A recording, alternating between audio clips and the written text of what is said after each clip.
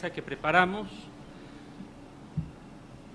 justamente tratando de establecer un puente entre la historia social y la historia cultural y teniendo como escenario la Nueva España del siglo XVIII. Vamos a ver si lo logramos con estas ponencias. Tenemos, aunque vean aquí solo dos, a tres ponentes extraordinarios. El tercero es Luis Alberto Arrioja, y ahora explicaré por qué no está con nosotros. Pero voy a presentar primero que nada a Raquel Huereca, que está acabando el doctorado en estudios mesoamericanos en la UNAM, y es autora del libro Un Dios y un Reino para los Indios, la rebelión indígena de Tutotepec, un libro extraordinario que fue como tesis de licenciatura muy premiado, y que ha trabajado Raquel desde hace tiempo en las rebeliones de indios y ahora en las milicias de indios, y justamente de esto nos hablará aquí. La ponencia que presenta lleva el título Conflictos y negociación entre indios españoles, rebeliones y milicias. Tiene la palabra Raquel Huereca. Buenas tardes a todos. Agradezco a Gabriel en particular, a los organizadores del coloquio por la invitación a participar. Y el trabajo que les voy a leer a continuación está intentando de alguna manera vincular los temas que yo he trabajado en relación con los indios en la Nueva España, que son, como mencionaba justamente Gabriel, las rebeliones por un lado, y en el otro extremo podríamos considerarlo las milicias indígenas. En 1989, Magnus Mörner señalaba con agudeza las dos grandes perspectivas en la historiografía sobre la población indígena americana bajo el dominio colonial. Por un lado, aquellos para quienes los indios no eran sino objetos en situación colonial, esto es, seres humanos maleables y rutinariamente sometidos a la obediencia, y aquella otra que resaltaba las acciones llevadas a cabo por los indios para mejorar su estado. Hace tiempo ya que la historiografía ha mostrado que los indios fueron sujetos activos que desplegaron diversas respuestas ante la situación de conquista y dominio colonial. En lugar de pensarlos como objetos en situación colonial, los historiadores, auxiliados por las herramientas de otras disciplinas como la antropología, la sociología y la ciencia política, han buscado explicar cómo fue que los indios sobrevivieron a la invasión y conquista española, a la reubicación forzada, las enfermedades, las sequías y otros desastres naturales, así como la conversión obligada al cristianismo y, en suma, a la transformación radical de su existencia. Para responder a estas preguntas, los estudios se han enfocado en la llamada resistencia indígena, en la variedad y las formas de expresión que esa resistencia asumió en el tiempo y en el espacio, desde la colaboración directa con los ocupantes, el desarrollo de estrategias para aprovechar la nueva situación impuesta por los colonizadores, la resistencia indirecta manifiesta en la huida o en los intentos por preservar ciertos espacios de autonomía, las supervivencias prehispánicas, hasta el rechazo abierto y la confrontación patente en tumultos y rebeliones. Particularmente, las rebeliones han gozado de gran popularidad en los estudios académicos, debido a que, como señala Mörner, protestas y conflictos, es decir, articulaciones políticas en distintos niveles espaciales, abren para el historiador social importantes perspectivas hacia las estructuras y procesos de cambio social. Así, mucho se ha escrito acerca de las rebeliones protagonizadas por indígenas durante la época virreinal. Si bien ya los historiadores del siglo XIX habían dado cuenta de diversos episodios de violencia protagonizados por indios, sería a lo largo del siglo pasado y particularmente en la década de 1970 que creció entre los investigadores de las ciencias sociales el interés por comprender la dinámica de estos movimientos. A partir de entonces, los estudiosos buscarían ir más allá de la descripción y la recopilación documental para ofrecer explicaciones acerca de las causas, la composición étnica y social, los objetivos y las ideas detrás de este tipo de movimientos. Al respecto, los trabajos de Felipe Castro han sido fundamentales para entender la dinámica del orden y el conflicto en la sociedad novohispana, y en particular el papel que jugaron estos movimientos como medios empleados por los indígenas para regular sus relaciones con los grupos dominantes. Para Castro, las rebeliones se originaban porque las condiciones de desigualdad y explotación no eran las habituales. Así, De acuerdo con el autor, las negociaciones cotidianas entre los diversos grupos de la sociedad novohispana derivaron en el reconocimiento de una línea demarcatoria entre la voluntad de unos y la capacidad de resistencia de los otros. Esto se expresaba no solo en una serie de normas implícitas y explícitas, sino también en un conjunto de ideas sobre lo que era justo y equitativo. A la larga, nos dice, estos acuerdos llegaron a considerarse como parte del orden natural de las cosas, y su cumplimiento fue considerado deseable, mientras que la transgresión vista como falta o injusticia. De acuerdo con esta interpretación, las protestas se originaban en la mayor parte de los casos no por la opresión o la falta de libertades en general, sino por la violación de las costumbres establecidas, esto es, por la modificación de las condiciones usuales de dominación a las que se veían sometidos los indios de forma cotidiana. Sin embargo, el trabajo de Castro ha mostrado también que más allá de estas condiciones generales, es necesario, por un lado, explicar las causas inmediatas que operaron como detonantes de una rebelión, así como los alcances de estos movimientos, es decir, la forma en que se articularon, las características de su organización y el tipo de liderazgos que generaron, las ideas que les dieron sustento, los objetivos que persiguen y el camino que trazan para alcanzarlo. Y ha sido justamente a través del análisis de las motivaciones, los valores, los discursos y los símbolos legitimadores de las rebeliones que los estudiosos han hecho importantes contribuciones a la historia social y cultural de las sociedades indígenas coloniales. En este sentido, el estudio de las rebeliones ha abierto a los investigadores múltiples posibilidades. Por un lado está el estudio de la historia de la implantación del dominio colonial en las regiones periféricas o marginales del virreinato en las que ocurrieron muchos de estos movimientos. El análisis también de otras formas de resistencia que carecen de la espectacularidad de los tumultos y rebeliones, pero que se hacen visibles con frecuencia en la voluminosa documentación que genera una rebelión. Tenemos también un mejor conocimiento de las vías de legitimación al interior de las repúblicas de indios, así como de las luchas por el poder que involucraban a las autoridades indígenas, y además la comprensión de los términos en que los indios pensaban su relación con la corona y en particular con la figura del rey, además de la reelaboración y la adaptación de la cosmovisión indígena en el contexto colonial. Todo ello, por supuesto, sin renunciar a explicar las causas inmediatas que detonaron los movimientos de protesta de los indios. Sin embargo, este notorio y tal vez excesivo interés en el estudio del indio rebelde o en resistencia no debiera llevarnos a olvidar que existieron muchas otras formas en que los indios hicieron frente a la situación colonial y que pasaban no por la resistencia, sino por la negociación y la colaboración. El caso de la nobleza indígena quizás sea el que mayor atención ha recibido por parte de la historiografía. Los estudios en torno a la nobleza indígena en el periodo colonial han oscilado entre la tesis de una ruptura de la organización política prehispánica y la imposición del sistema español a costa de los derechos políticos y la cultura india, y como señala Lidia Gómez García, trabajos más recientes que han mostrado ampliamente el papel que jugaron los caciques indios en la conformación del sistema político novohispano, enfatizando la alianza, la negociación y la adaptación de las élites indias a las realidades después de la conquista. Ahora, un caso menos estudiado de colaboración es el del papel jugado por los actores indios como guerreros y conquistadores milicianos. Les voy a mostrar aquí un par de imágenes. Se trata de un mapa indicativo en realidad de las regiones en las que yo he localizado la existencia de milicias indígenas durante el periodo colonial, que va desde fines del siglo XVI hasta los primeros años del siglo XIX. En términos numéricos, digamos que la documentación más abundante se concentra a finales del siglo XVIII y me ha permitido elaborar este concentrado en el que se muestra el número de compañías indígenas para 1792, que es en donde tengo la información, digamos, más consistente y más abundante. Tendríamos 66 compañías de indios milicianos para 1792 repartidas en todo el territorio novohispano y que sumarían aproximadamente 4.679 efectivos.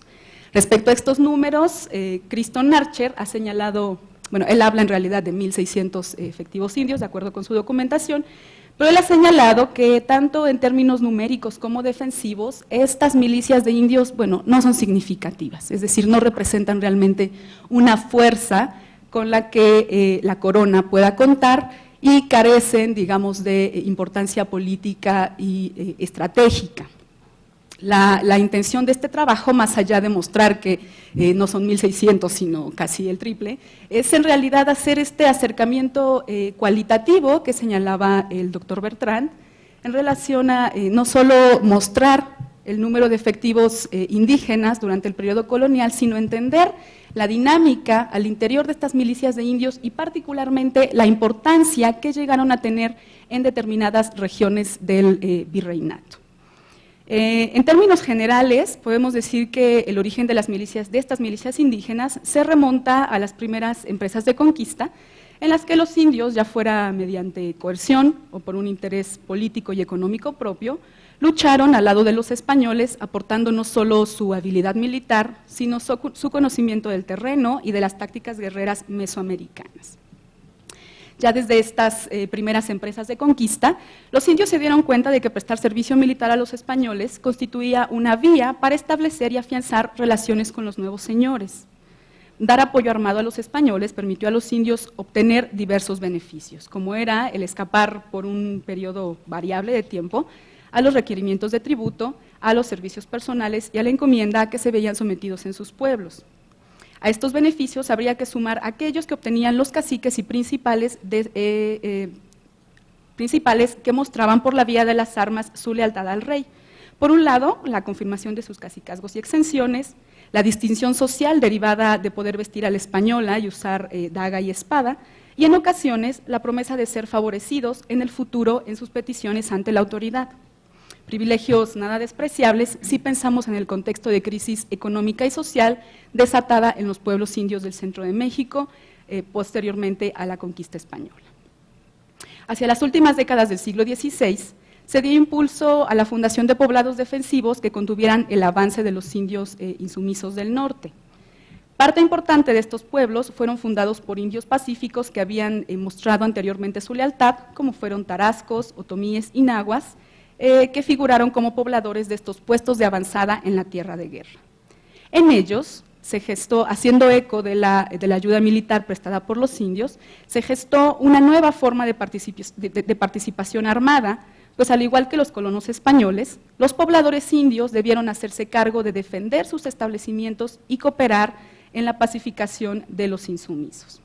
A cambio, recibieron exenciones temporales del pago de tributo y también exención del servicio personal, apoyo material, aperos de labranza, maíz, alimentos, para garantizar el éxito y la permanencia de en los nuevos puestos.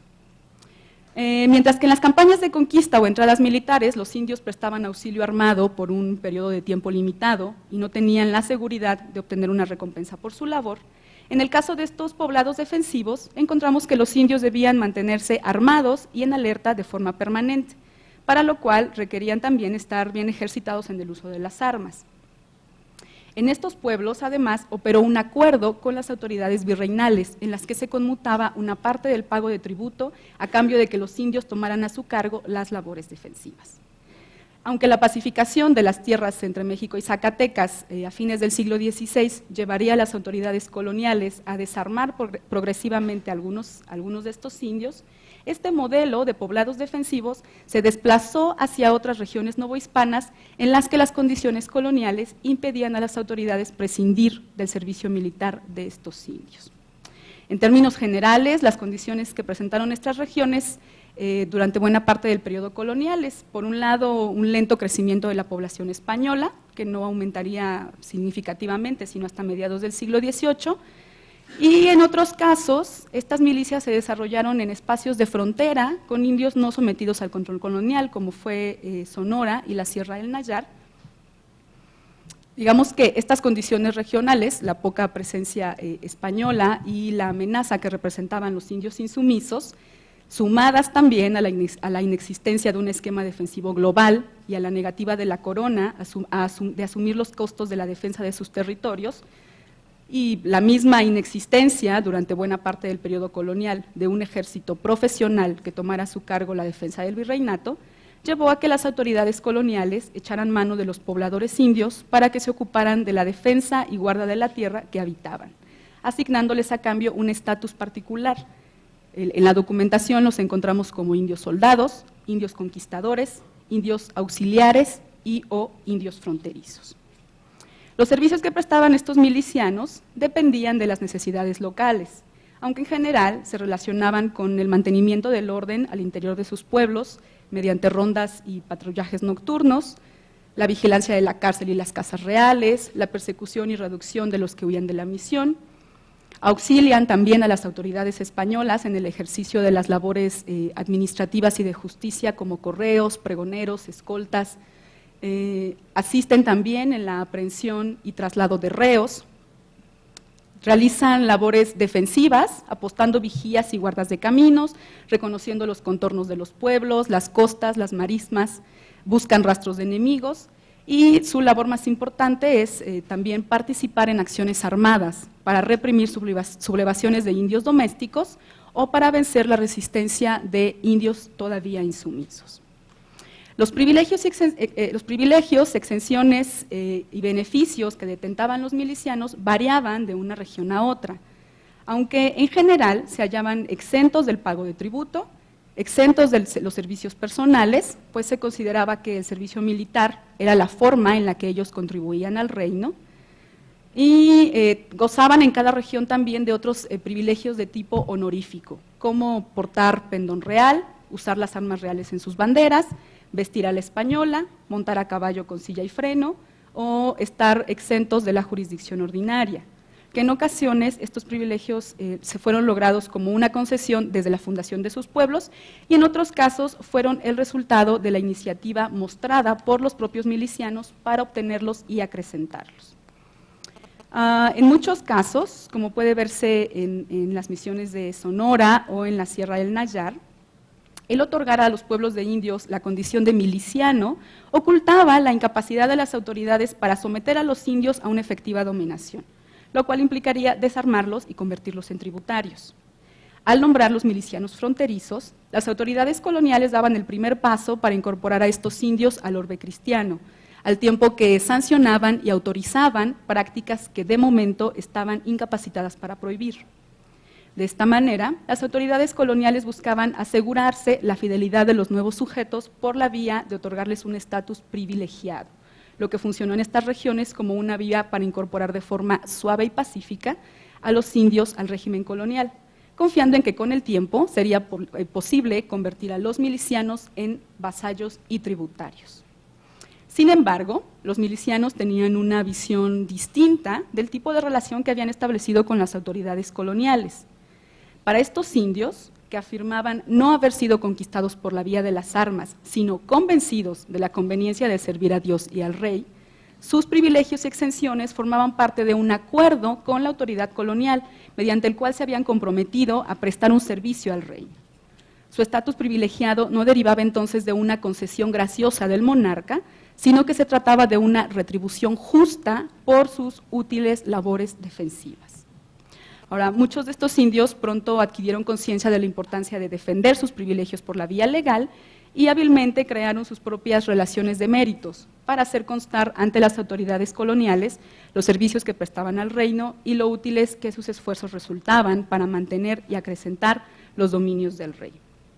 Esta documentación era empleada con frecuencia por los indios como parte de su capital político para sustentar la defensa de su tierra y la defensa de sus espacios de gobierno y de autonomía, y recurrían al servicio militar como un signo de su relación con la corona.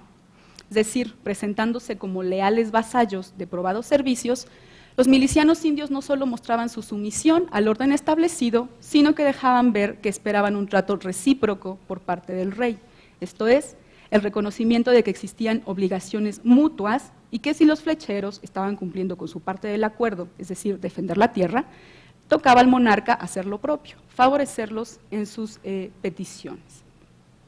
Sin embargo, la lealtad y fidelidad de los indios milicianos también tenía límites, pues hubo casos en los que se convirtieron ellos mismos en instigadores de rebeliones o en perturbadores de la paz. Cuando recibían agravios que consideraban intolerables o cuando las instancias legales se agotaban, los indios milicianos recurrieron también a la violencia y, teniendo en cuenta que se trataba de indios bien ejercitados en el uso de las armas, sus rebeliones y tumultos adquirieron en ocasiones una ferocidad y proporciones inusitadas. Así, aunque los milicianos se presentaban ante las autoridades españolas como leales vasallos, ocupados continuamente en el servicio de ambas majestades, lo cual, por otro lado, ha llevado a algunos historiadores a pensar que se trataba de grupos plenamente comprometidos con y entregados a la empresa colonial.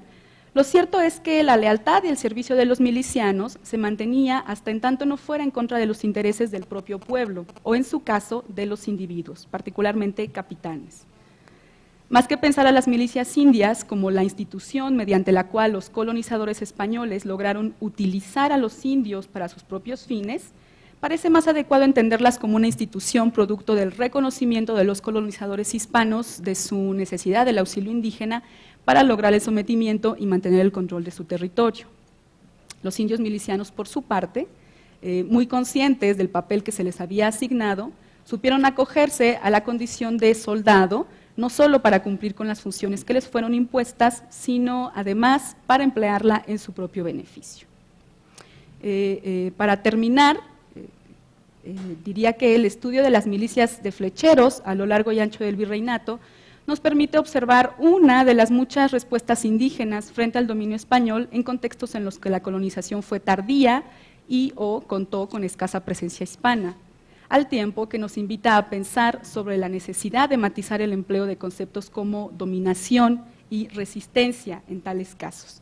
Es decir, podríamos calificar a estos indios milicianos como dominados en el sentido que tradicionalmente la historiografía le asigna al término. Si la respuesta es positiva, ¿en qué sentido lo son? Esto es, simbólicamente, tanto el desarme como el pago de tributo funcionaban como justo esto, como el símbolo de la sujeción o de la dominación de un pueblo indígena. Sin embargo, estos indios que no pagan tributo, que no prestan servicio personal, que no solo no fueron desarmados, sino que pueden poseer armas, vestir a la española, aunque son genéricamente denominados como indios milicianos, muchos de ellos poseen armas de fuego. En el caso de Saltillo tenemos milicias de indios armados a caballo que poseen armas de fuego y las crónicas señalan que lo hacen mejor que los españoles. Pueden vestir a la española, las milicias en general tienen derecho a poseer 3 veces más tierra que el resto de los pueblos de indios. Es decir, estos indios, como efectivamente ellos señalan, fueron o no fueron sometidos y en qué condiciones lo hicieron. Así como hemos pasado, la propuesta sería, así como hemos pasado de hablar de la respuesta indígena a las respuestas indígenas en plural, las respuestas indígenas frente a la colonización, sería pertinente también, con el auxilio de los estudios teóricos en torno al colonialismo y al poscolonialismo, hacer un mayor énfasis en los tipos de dominio colonial, distinguiendo quizás formas de dominio indirecto o dominio nominal, y al mismo tiempo reconocer un mayor protagonismo a los actores indios en el establecimiento del sistema político novohispano, derivado, en este caso, su protagonismo deriva del papel jugado como conquistadores y colonizadores, muy conscientes del derecho que les asistía a reivindicar sus méritos para obtener beneficios como aliados. Gracias.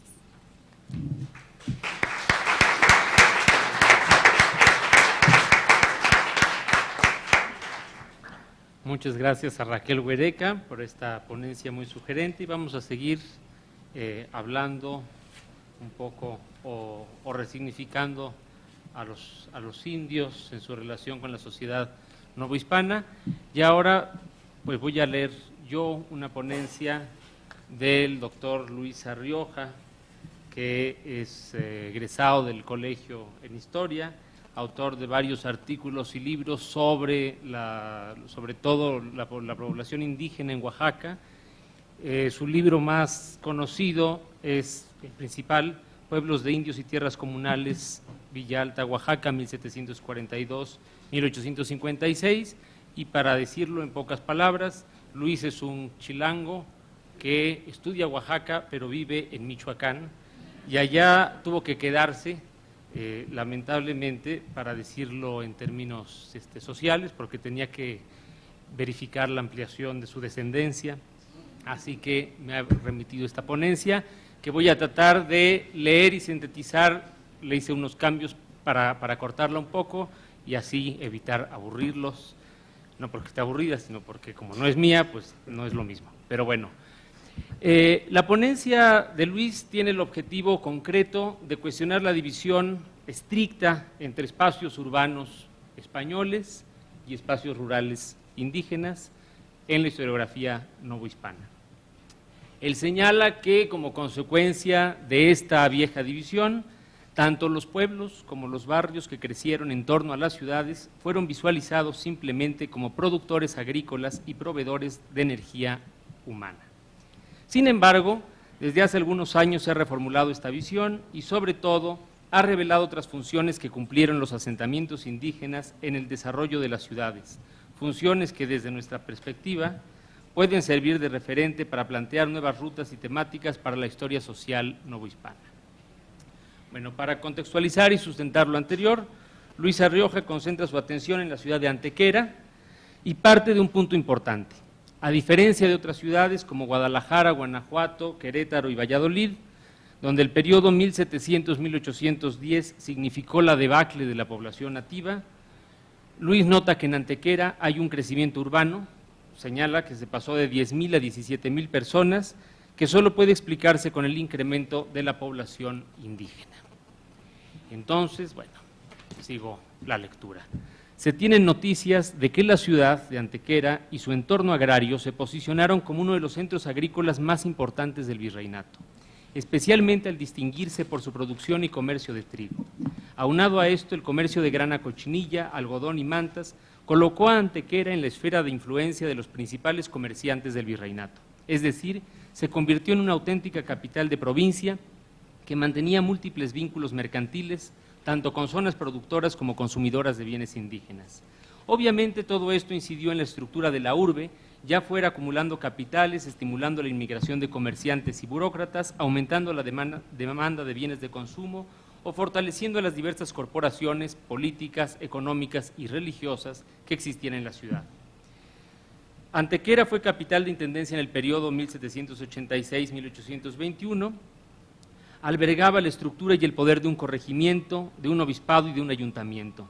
Asimismo, fungía como un centro donde confluía la producción mercantil indígena de toda la intendencia y como un sitio de descanso para los comerciantes que recorrían el camino real entre México y el Reino de Guatemala, con sus necesarias conexiones con los puertos de Veracruz y Huatulco, mismos que relacionaba la economía novohispana con el Viejo Mundo y el Pacífico. A decir verdad, estas condiciones favorecieron el crecimiento de la ciudad.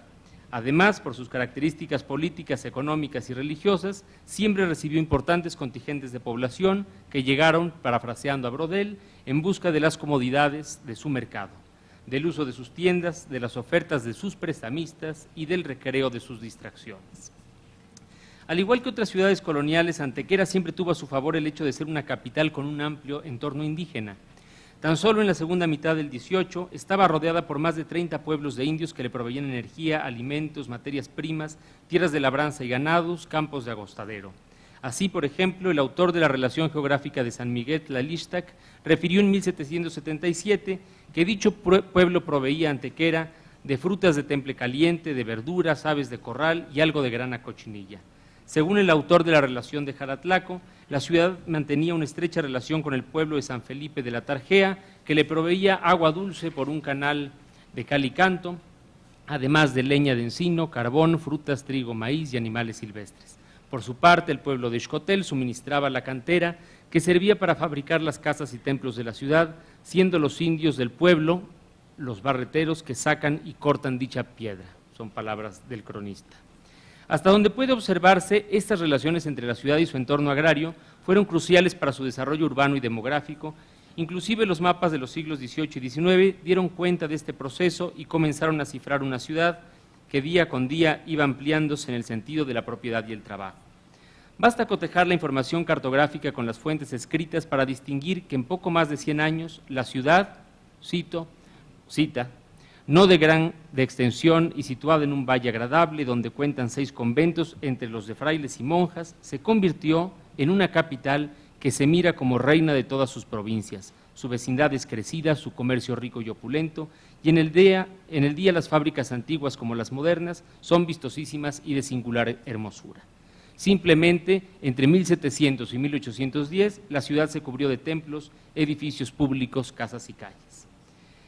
Desde 1708, por ejemplo, el episcopado oaxaqueño invirtió cuantiosas sumas para reconstruir la iglesia catedral, el palacio episcopal, los conventos de betlemitas, del Carmen, de San Juan de Dios, de San Hipólito, la iglesia de la Sangre de Cristo. Se construyó el colegio seminario, la cárcel de la Perpetua, el templo de la Soledad, el colegio de niñas, el sagrario del Santísimo Sacramento, la capilla de Guadalupe, el convento de Capuchinas, el templo de San Felipe Neri, el del Patrocinio de la Santísima Virgen. Durante ese tiempo, los vecinos de la ciudad se endeudaron para construir casas, labores, molinos, almácigos, bardas, pozos, alcantarillas, etcétera. Del mismo modo, el Cabildo Civil destinó buena parte de sus fondos para edificar las casas reales, la cárcel, la alhóndiga, los acueductos, la plaza de armas, garitas, estancadas y puentes. He resumido un poco la ponencia de Luis, todavía él da con más detalle toda esta cantidad de transformaciones que se dan en Oaxaca a lo largo del 18. Con eso se demuestra el crecimiento de la ciudad y a partir de ahí el autor plantea el problema en términos de historia social. El argumento parece claro, nada de este desarrollo se entiende sin la participación indígena dentro de la propia ciudad. Continúa la lectura. Lo más llamativo de los procesos históricos radica en que la población nativa tuvo una participación fundamental en la historia de Antequera. Ya hace algunos años, Brian Hamnet y John Chance apuntaron la necesidad de reconstruir desde la historia social dicha participación. Desafortunadamente, esta invitación ha tenido poca influencia entre los historiadores. A continuación, rescato la iniciativa de Hamnet y Chance y propongo algunas fuentes y unas vías de estudio para profundizar en el estudio del lugar que ocuparon los indios en la historia social de Antequera en el siglo XVIII. La cantidad de operaciones inmobiliarias registradas en los protocolos notariales de la ciudad de Oaxaca cubren sin duda un campo muy amplio para formular un proyecto enfocado a la historia social. En su mayoría se trata de compras y ventas de fincas rústicas, viviendas, huertos y corrales. No obstante, lo más sugerente del asunto es que buena parte de los individuos enunciados en dichas transacciones eran naturales que radicaban en Antequera y en su entorno agrario. La serie documental abarca prácticamente todo el siglo XVIII. Una revisión panorámica permite observar, entre otras cosas, la manera en que los indios participaron dinámicamente como compradores o vendedores de bienes inmuebles. Tan solo en el periodo 1770-1779, dicha participación representó cerca del 75% de las operaciones registradas. Habrá que decir que este porcentaje solamente involucró a los indios que compraron o vendieron bienes inmuebles. No obstante, la información notarial revela que su participación en la vida económica y social de la ciudad fue más amplia y se dejó sentir en el comercio de ganado, de tintes naturales, de semillas, textiles, mieles, herramientas, etc. Entre los datos que proporcionan los protocolos de compra y venta y que son susceptibles de analizarse con un enfoque social, sobresalen la edad, el sexo, el estado civil, el lugar de origen, el lugar de residencia, los títulos nobiliarios, las deudas contraídas y las fortunas acumuladas de los indios involucrados. Asimismo, la calidad, la ubicación, la extensión, el costo y las formas de pago de los bienes negociados. Otro fondo documental que resulta sumamente atractivo son los testamentos resguardados en el archivo de notarías y en el archivo del Tribunal de Justicia del Estado de Oaxaca. Son documentos procedentes también de Antequera, de sus pueblos y de sus barrios. El mayor número tiene que ver con procesos agrarios y están redactados en lenguas nativas. Una revisión panorámica de los mismos permite acercarse a un modo particular de la religiosidad indígena, pero también a diversos elementos que resultan de particular interés para aproximarse a los individuos como a los grupos sociales de la ciudad, por no mencionar preferencias estéticas, musicales, librescas, afectivas, etc. Bueno, de aquí subraya su argumento. La familia indígena de Antequera se caracterizó por compaginar totalmente la vida doméstica con las actividades propias de la urbe y del campo. En este sentido, las familias se integraron por parientes consanguíneos que vivían juntos bajo la autoridad de un patriarca, de una organización social y una división sexual del trabajo. Los hombres se emplearon en oficios específicos, eran carboneros, hilanderos, aguadores, carreteros, tocineros o leñadores, Cuidaron la huerta o el solar familiar, alimentaron a las bestias y se encargaron de cubrir las obligaciones tributarias. Las mujeres, por su parte, atendían el hogar, velaban por el cuidado de los hijos, cuidaban las aves del chiquero, confeccionaban las mandas y prendas de vestir, colaboraban en la preparación de fiestas y convites, etc. Es de advertir que si las familias indígenas fueron una empresa autosuficiente, no fueron necesariamente las más eficaces ni seguras. Ante esto, los indios de Antequera suplieron sus carencias mediante la colaboración con la familia extensa.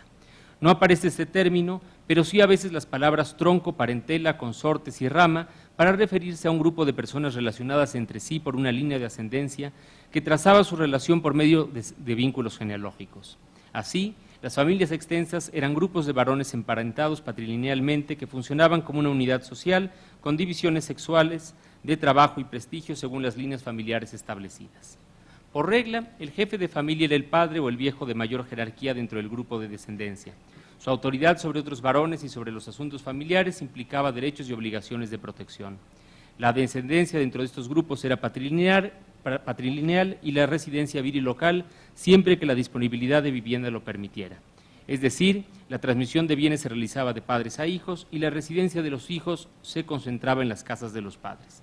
Cuando los padres no poseían suficiente espacio para albergarlos, entonces los nuevos hogares se ubicaban a cierta distancia de los progenitores, dando lugar a una residencia de tipo neolocal. Es de advertir que esta situación que se daba al interior de la ciudad estaba más o menos calcada de lo que ocurría en pueblos y barrios de la periferia, es decir, las familias nativas desplegaron sus costumbres ancestrales de organización al núcleo de origen, urbano de origen español. Examinando algunos testamentos, pareciera que la organización familiar respondió a las necesidades básicas de la subsistencia. En opinión del intendente Antonio Mora y Peizal, los indios acostumbraban trabajar sus huertos en compañía de hijos y nietos, es decir, desplegando lazos de ayuda. Sin este apoyo, muchos naturales, especialmente los viudos, huérfanos y desvalidos, no hubieran subsistido. Debo subrayar que los lazos más sólidos se tejieron en la relación padre-hijo. Tan solo obedecer al padre, contribuir en su sostenimiento, ocuparse de su entierro, trabajar los huertos y alimentar el ganado que poseía, eran algunas de las responsabilidades de los hijos. Dado esto, no es extraño que los bienes paternos se transmitieran por herencia a los hijos o nietos varones. Sin duda, la información que proporcionan estos testamentos puede servir para examinar procesos sociales que acontecieron en el ámbito doméstico de una ciudad como Antequera, procesos que, además, la historia social ha desatendido por considerar que se tratan de tópicos propios de la etnohistoria o de la historia antropológica. No obstante, considera Luis que estas formas de vida y de organización familiar registrada en los testamentos pueden ser elementos auténticos para construir una historia social. Para terminar, estoy también resumiendo, Luis propone cotejar las evidencias documentales que aportan los fondos mencionados con la información censual. Esto es, el censo de 1777 levantado por el obispo de Oaxaca. Continuó, este censo reveló que la estructura social de la ciudad se componía por una pequeña élite de funcionarios y religiosos españoles, un grupo mayor de artesanos indígenas, zapateros, curtidores, herreros, tejedores, sastres, tocineros, aguadores, etcétera, numerosos indios y mestizos dedicados a tareas agrícolas y ganaderas, y en una proporción menor se encontraron las castas generalmente relacionadas con el trabajo doméstico. Como en toda capital provincial, Antequera tuvo un orden social que se concretó en la ocupación del espacio, es decir, las primeras cuadras de la ciudad sirvieron para levantar edificios públicos y religiosos y para construir viviendas de familias económicamente poderosas, mientras que las cuadras de la periferia se destinaron para talleres, comercios y viviendas de la población general. Lo interesante de resaltar es que a lo largo del 18 la calidad étnica no fue una condicionante para radicar en dichos espacios.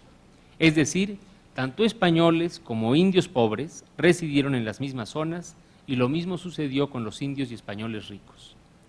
Margarita Menegus ha documentado, por ejemplo, que desde 1709 el cacique de Etla y Tejupan, Francisco Ramírez de León, adquirió una casa ubicada en la esquina del convento de Santo Domingo, cuyo valor ascendió a la suma de 4,500 pesos. La misma autora relaciona también el caso de otros caciques indígenas que por la misma época también tenían propiedades en el primer cuadro de la ciudad. Años después, el censo de 1777 reveló que alrededor de 32 familias de caciques, muchas de ellas con apellidos conocidos por los historiadores que han trabajado los valles centrales, radicaban en la urbe. Don José Ramírez, por poner un ejemplo, heredero del cacicazgo de Etla, Vivía en la casa identificada por su propio nombre y era vecino de don Diego Villasante, rico comerciante español en cuya casa radicaban, además de su familia, 8 cajeros y 8 criados. Ambas casas estaban de cara a la Plaza Mayor, a un lado de Catedral. Pero de las 32 familias de caciques que registró el censo, la de don José era la única semejante a las de los ricos españoles de la ciudad. Las otras familias no presentan evidencias de opulencia y las hay incluso las que sugieren mucha pobreza. Por ejemplo, a 2 cuadras de Catedral, en una zona predominantemente española, radicaban 2 caciques viudos oriundos de Tlacolula, uno de 40 años que vivía solo en su tienda y otro de 56 que vivía con su hijo de 10 años y un pequeño huérfano de 6. Algunas familias de caciques llegaron a radicar en casas solas, lo que probablemente indica holgura económica. El cacique Lucas Vázquez, por ejemplo, vivía con su mujer cacica y 2 hijas de 7 y 9 años. No tenían sirvientes ni agregados y su casa, aunque estaba a 3 cuadras de la Plaza Real, se encontraba una manzana donde predominan las castas y los mestizos. Otros caciques, por su parte, ni siquiera ocuparon una casa ni encabezaron el listado censal. En la casa de Salazar, por ejemplo, ubicada en la periferia de la ciudad, vivían 34 personas, la mayoría mestizas. Como puede observarse en este pequeño ejercicio, y con esto concluye, los testamentos y los protocolos notariales son una ventana abierta a la historia social de Antequera. De igual forma, sirven de horizonte para entender las relaciones que entablaron los sectores populares con las clases dominantes de la ciudad. Mejor aún, ponen de relieve que buena parte de la trascendencia que adquirió esta urbe dependió en gran medida de las actividades y las representaciones de los indios. Se trata, por tanto, de una investigación que requiere todavía mucho por hacer. Muchas gracias.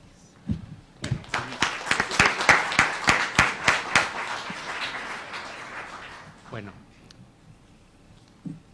continuando con el coloquio, cedo ahora la palabra a Álvaro Alcántara López, historiador de la UNAM y dedicado desde hace varios años al estudio de los afrodescendientes en Nueva España. Va a presentarnos una ponencia titulada En tierra de indios, mulatos y otros que se dicen españoles, motines y conflictos sociales en sociedades ganaderas. Álvaro, por favor. Muchas gracias, Gabriel. Está un poco saturado de graves. Por favor. Buenas tardes. Muchas gracias por la invitación al seminario, hasta que se me hizo Lola. Y quisiera empezar con 2 agradecimientos. El primero a Gabriel, a quien conozco de hace ya algunos años cuando éramos todavía jóvenes. Ahora somos jóvenes pero listos, ¿no es cierto, Gabriel? Y agradecerle porque su invitación me ha permitido recuperar un trabajo en el que llevo varios años. Y el segundo agradecimiento es también para Antonio Ibarra, que también ha procurado cariñosa y enérgicamente que yo no abandone un barco en el que ciertamente no han faltado las dudas. Así que a Gabriel y Antonio, muchas gracias. Y esta dedicatoria es para Gabriela, a quien dedico estas palabras. El interés de esta ponencia es la de volver a un tema historiográfico bien conocido, trabajado por Tuvie, por Ladurie, por Thompson, y en México ha sido trabajado por notables investigadores, entre los que podríamos, por supuesto, señalar a Murdo Maclot, a Juan Pedro Viqueira, al doctor Felipe Castro o al propio Antonio García de León, y que tienen por interés plantearse la pregunta de cómo el conflicto social puede servir como un pretexto y como una temática para intentar reconstruir una historia total de una región. En este esfuerzo, estoy intentando abrir mi memoria USB para poder mostrarles unas cosas, pero tengo problemas, no sé por qué no me lo... Ahí está. Un segundo, por favor, en lo que...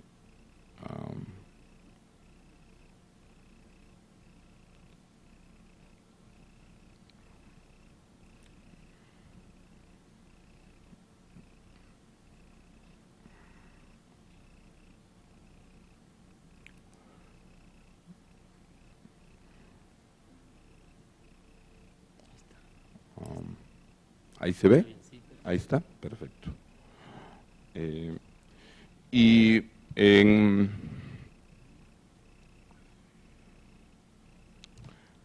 Perdón, vuelvo al tema.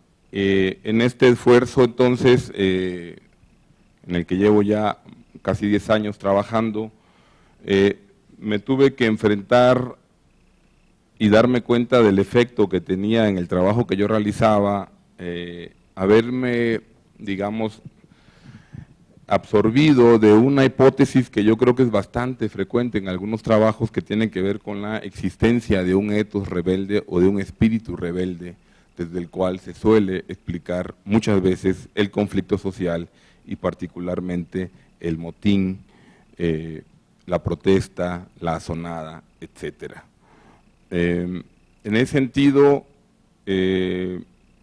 han existido distintos criterios, no pienso agotarlos, solo mencionar algunos de ellos, en el que se estudia el impacto de los movimientos sociales a partir de su repercusión geográfica, de su escala local, regional, nacional, su capacidad de convocatoria y la participación de distintas calidades, su contenido ideológico, las aspiraciones políticas o la capacidad para transformar, se dice, el status quo. En mi opinión, tales criterios analíticos han tenido dos efectos principales en los estudios historiográficos. El primero, que centran la atención en aquellos movimientos sociales de alcance regional que, en la opinión de los estudios, lograron alterar las condiciones de opresión e injusticia, en detrimento de expresiones cotidianas de resistencia, de negociación, de descontento, de protesta, también a las cuales ya se aludía hace un momento. El segundo de esos efectos es entonces el de sugerir pues la existencia de un espíritu rebelde que suele dar por hecho la existencia de una voluntad que presenta la violencia como el único recurso del cual disponen los subordinados para resistir a los agravios. Ambas posturas, sin embargo, parecen también estar producto de una mirada a muy corto plazo en el que la protesta social abierta rara vez se vincula con las dinámicas de interacción social que se observan en diferentes escalas espacio-temporales.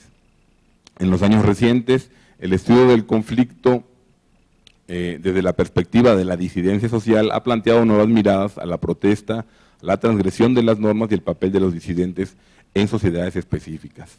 Los intentos de construir los modelos de explicación general que habían permeado la historiografía de la década 70 y el 80, fundamentalmente, han seguido su paso a el develamiento de los mecanismos del poder, a evidenciar las estrategias de resistencia o a mostrar las permanentes negociaciones entre opresores y oprimidos, aprovechando los vacíos y las ambigüedades de los códigos normativos. En su introducción al libro colectivo Disidencia e Disidentes en la Historia de México, Felipe Castro anota que tras el intento de encontrar una definición general de la disidencia, llegamos, dice el autor, a la conclusión de que la figura del disidente es esencialmente ambivalente y su definición depende del contexto concreto de sus relaciones con la autoridad. En cualquier caso, entonces, siempre es importante tomar en cuenta que el propio empleo de estos términos, transgresor, disidente, rebelde o insurrecto, en buena medida reproducen la mirada del poder, más allá de que los directamente aludidos pudieran o no asumirse en ese rol o en esa definición. En el caso de la región que nos ocupa, que es las sociedades ganaderas del sur de Veracruz o de la costa del Sotavento o del Sotavento,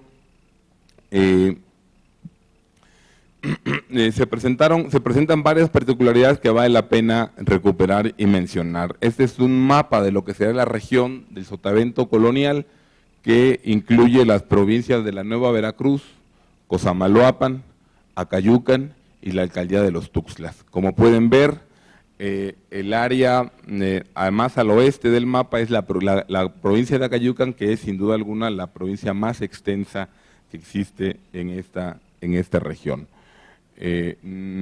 No alcanzo a ver la pantalla que ustedes tienen. Y fundamentalmente un aspecto que no hay que perder de vista en la región es que es una región en la que los ríos son el gran articulador de la vida social y por supuesto del mercado regional, ¿sí? Es una zona donde el agua no es un problema, realmente ahora se ha vuelto un problema, digamos, el agua, pero producto también de los diques que se han generado a partir del desarrollo carretero, específicamente desde la década del 60 hacia nuestros días. El primero, sin duda, que dio cuenta de la unidad de esta región fue el conocido mapa de Miguel del Corral, que plantea muy claramente pues, la región del Sotavento, y aquí es lo que quería señalarles también, y un gesto que tiene que ver con por qué Tlacotalpan, que no es una alcaldía, sino que está adscrita a la alcaldía de la Nueva Veracruz, aunque sus propias dinámicas económicas ameritan un estudio particular. Tlacotalpan se encuentra en el corazón de esta región por el hecho de que el río San Juan, que es el que conecta a la provincia de Acayucan con la región, y el río Papaloapan y el Sechoacán se unen precisamente frente al pueblo e isla de Tlacotalpan, y esto evidentemente le ha dado a Tlacotalpan un valor estratégico desde por lo menos el siglo XVII y hasta nuestros días. En la región también habrá que decir que, salvo el macizo montañoso de la región de los Tuxtlas, estamos sobre una región de tierras bajas que tiene las alturas más altas son sobre los 280 a 300 metros, ya prácticamente en el inicio de lo que es la Sierra Oaxaqueña, en la frontera precisamente actualmente del estado de Oaxaca.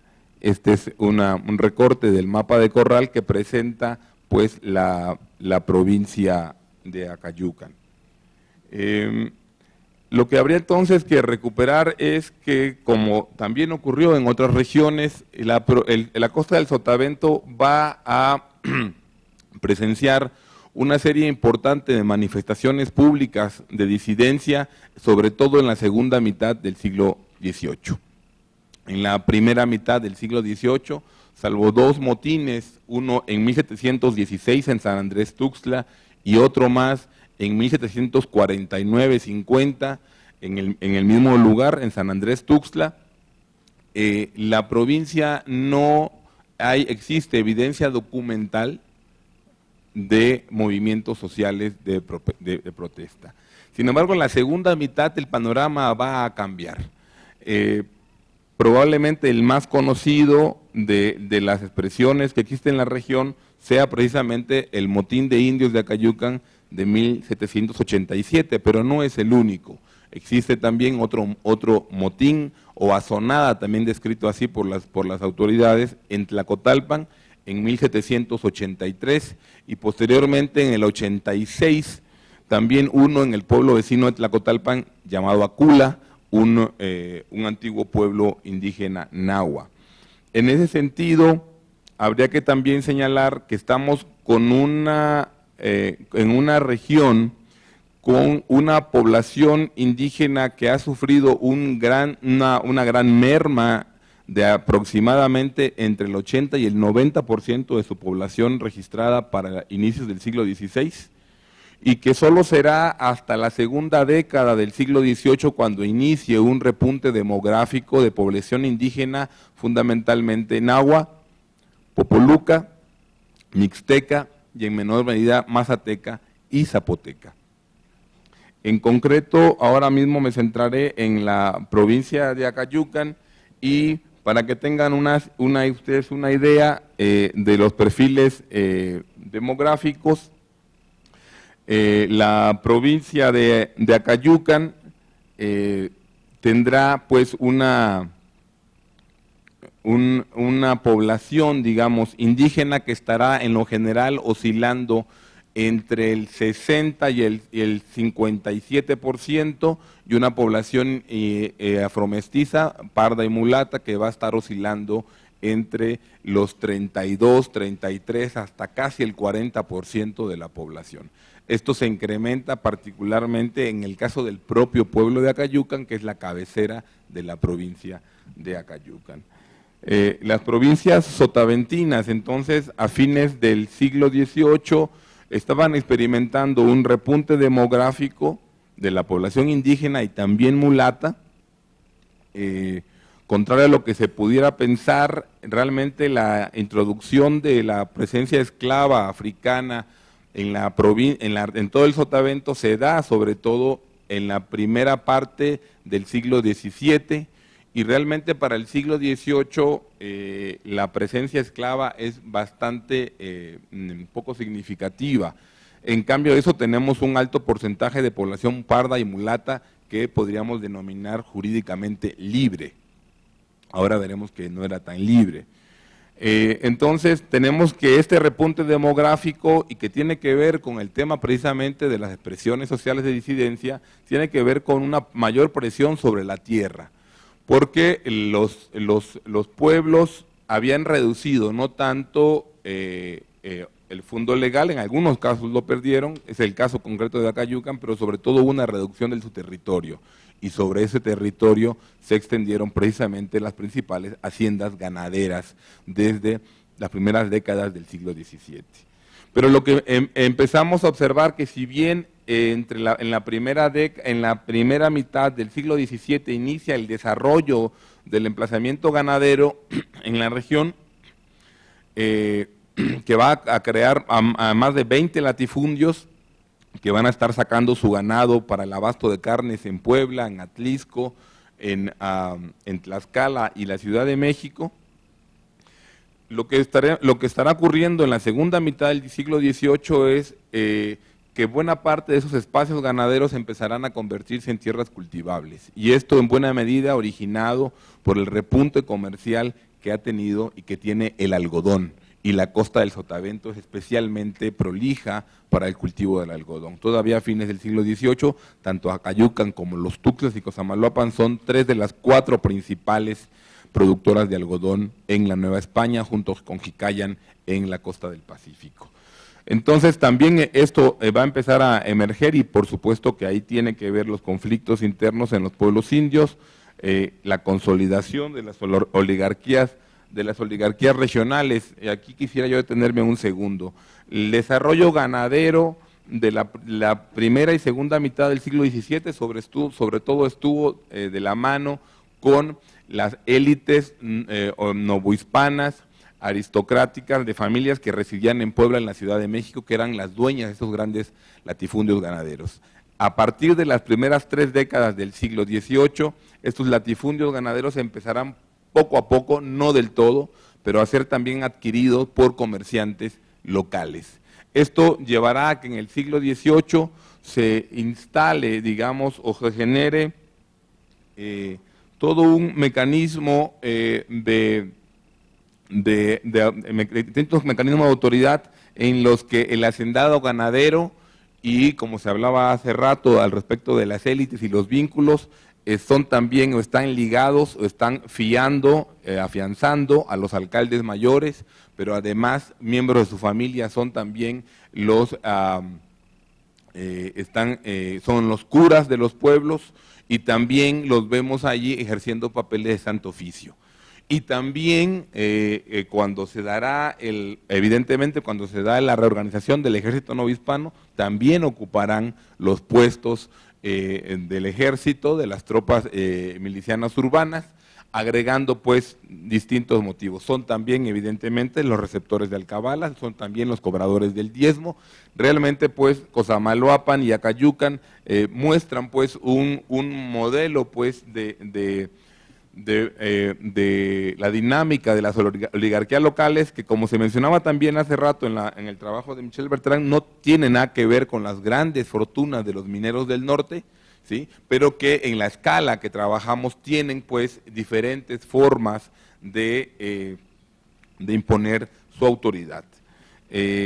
de los productos regionales en circuitos mercantiles novohispanos, tenemos pues fundamentalmente el cacao, tenemos evidentemente el ganado vacuno, tenemos al algodón, la grana cochinilla, que precisamente pasa por la región, que viene, baja de Villalta y de Oaxaca, pero que pasa por el Papaloapan y en la que tienen una gran participación los comerciantes alvareños y tlacotalpeños que controlan el curso del Papaloapan, y también el Ixtle. Mientras que también el sotavento está adscrito a los circuitos mercantiles novohispanos del propio Caribe. Entonces, ¿qué es lo que está ocurriendo aquí? ¿Qué tendrían, en qué contexto se dan las expresiones disidentes? Pues se dan precisamente en un contexto en el que el cultivo del algodón y la presión demográfica ha generado una nueva presión sobre las tierras. Tanto la experiencia de Soteapan como de Acayucan son bastante indicativas de lo que ocurre y que están fundamentalmente ejerciendo una serie de peticiones para defender su autonomía. Yo quisiera leerles una parte del trabajo que he intentado sintetizar.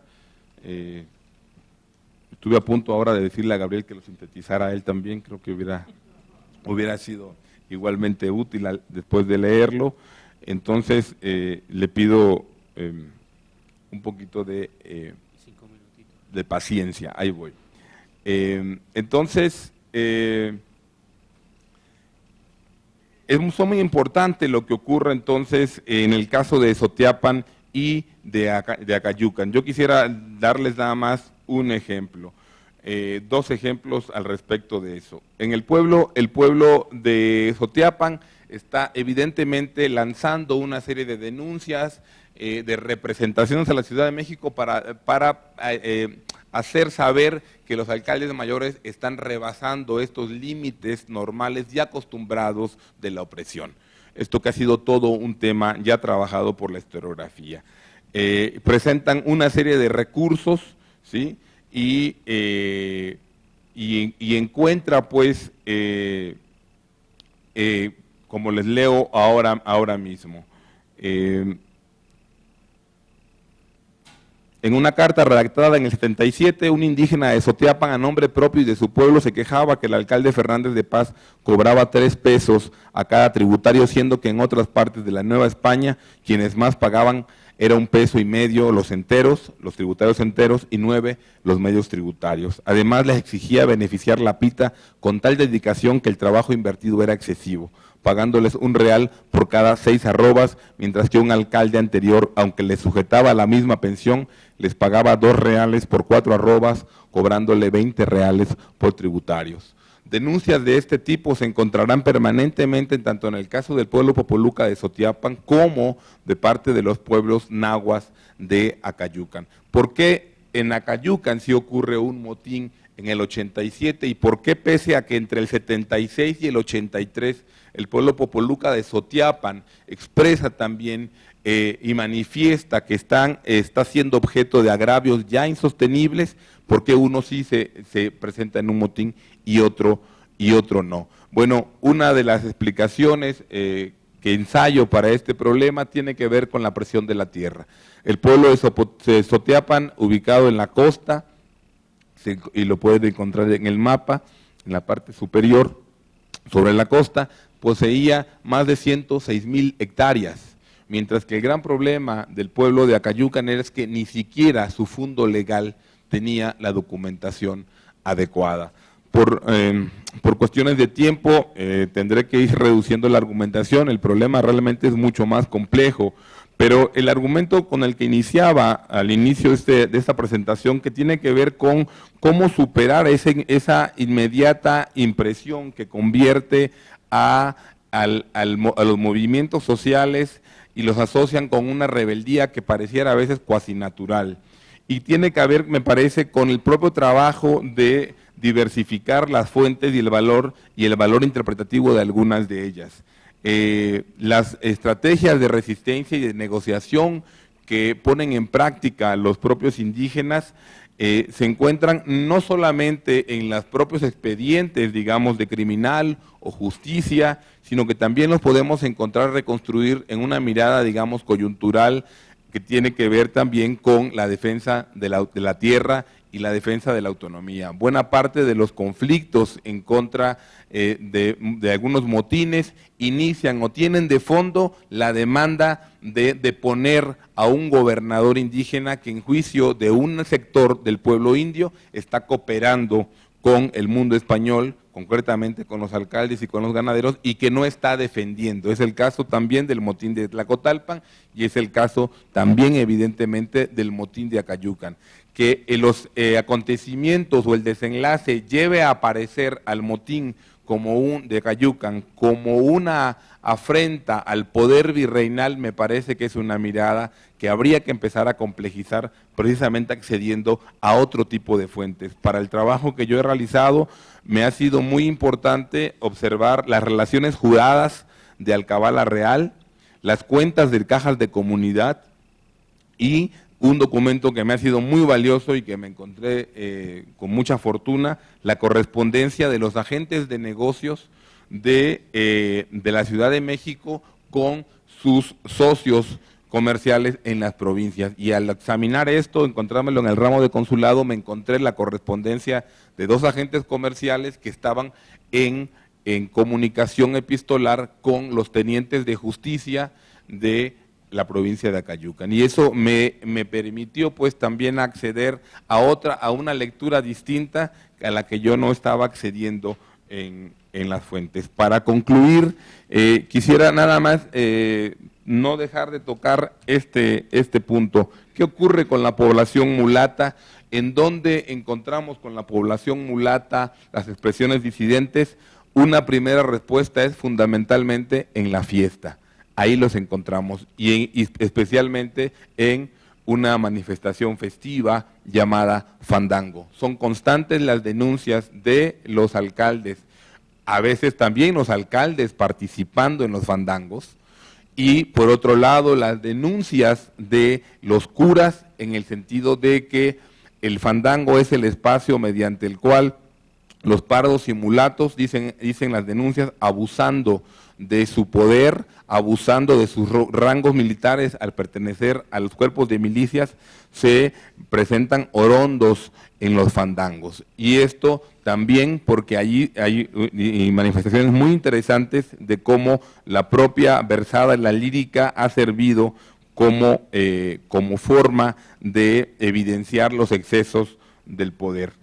En ese sentido, entonces, tenemos una serie de conflictos que se expresan parcialmente en el motín de la provincia de Acayucan, pero que sobre todo ocultan este nivel que Michel Foucault llamó de microfísica del poder, o que más recientemente James Scott ha denominado infrapolítica, y que me parece que el esfuerzo precisamente historiográfico de la historia social y cultural es poder reconstruir los contextos en los relacionales en los cuales precisamente estas expresiones de protesta social pública se dan, para poder combinarlas con estas manifestaciones cotidianas de disidencia. La población de la provincia de Acayucan en azul son los de como pueden ver, la población española nunca va a superar en el caso el 7 o el 8%,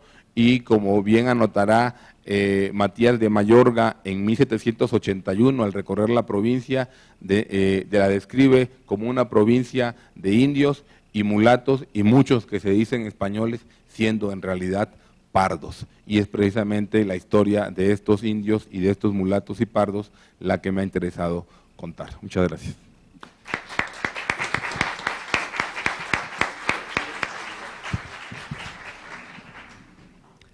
Bueno, muchas gracias, Álvaro. Disculpa las presiones de tiempo, pero así es esto. Pero salió, creo que conseguiste el objetivo. Bueno,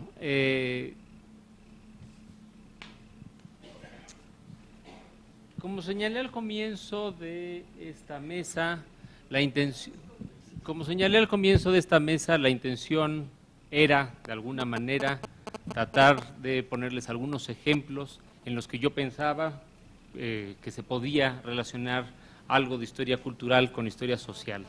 Y cuando hablo de historia cultural, desde luego no estoy pensando en esa interpretación con la que no coincido nada, que es la que supone que la historia cultural es como una especie de nueva historia de las mentalidades, sino más bien en esta otra interpretación de una historia cultural como parte de una larga tradición, que se remonta quizá hasta el siglo XIX, y que en una generación, sobre todo desde la década de los 80, pues empezó a dar mayor énfasis a lo simbólico, a las representaciones, a la comunicación, a la variabilidad de las construcciones identitarias, y finalmente que puso también mucho énfasis en la perspectiva individual, ¿no? Creo que esa es una de las grandes incisiones.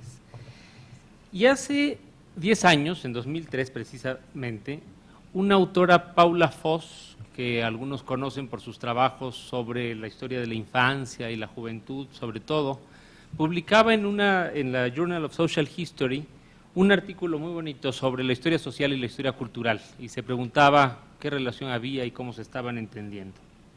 Bueno, en ese artículo de Paula Voss, me parece que ella señalaba que sobre todo la diferencia era de método,